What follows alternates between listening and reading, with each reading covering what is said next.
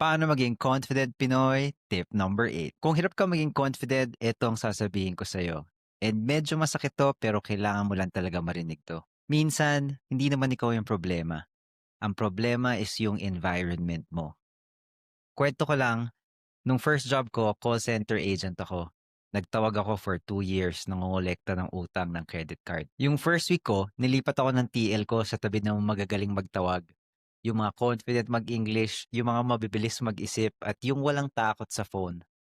Guess what happened? Nahawa ka agad ako. Lumakas ang loob ko at gumaling ka agad ako. Nag-iba yung energy ko. Tapos, after 2 weeks, inilipat naman ako ulit doon, tinabi ako sa mga baguhan. Mga hindi pa sure magsalita sa phone, mga kinakabahan pa.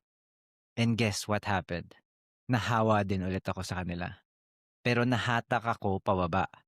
Nasira yung tawag ko, nawala yung confidence ko. Nag-regress yung trabaho ko. Doon ko talaga naintindihan. Energy is contagious.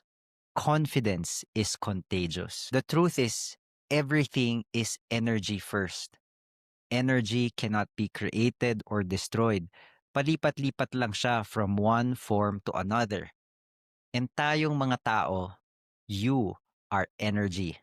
You are a vibrational being, and confidence is a positive frequency of accepting yourself, being grateful for who you are. Kaya kung lahat ng mga kaibigan mo, puro insecure, puro reklamo, puro excuses, puro negativity, huwag ka magtaka kung bakit ikaw rin wala kang confidence, wala kang lakas ng loob, wala kang progress sa buhay mo. Hindi ka robot. Tao ka din. So you absorb the energy of the people around you. So if you want to be confident, piliin mo kung sino ang pinakikinggan mo, piliin mo kung sino katabi mo, piliin mo kung sino kausap mo araw-araw. Alam ko, medyo mahirap pakinggan to, pero minsan kailangan mo lang talagang lumayo. Not because you are better than them, you are not above or below anyone. Pantay-pantay lang tayong lahat. But you just want a different result. You want a life of growth, happiness, health, prosperity, and fulfillment.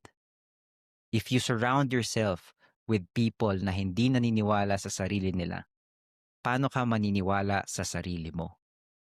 Kung gusto mong lumakas ang loob mo, sumama ka sa mga malalakas ang loob. Kung gusto mong umangat sa buhay, sumama ka sa mga umaangat. Kung gusto mong maging confident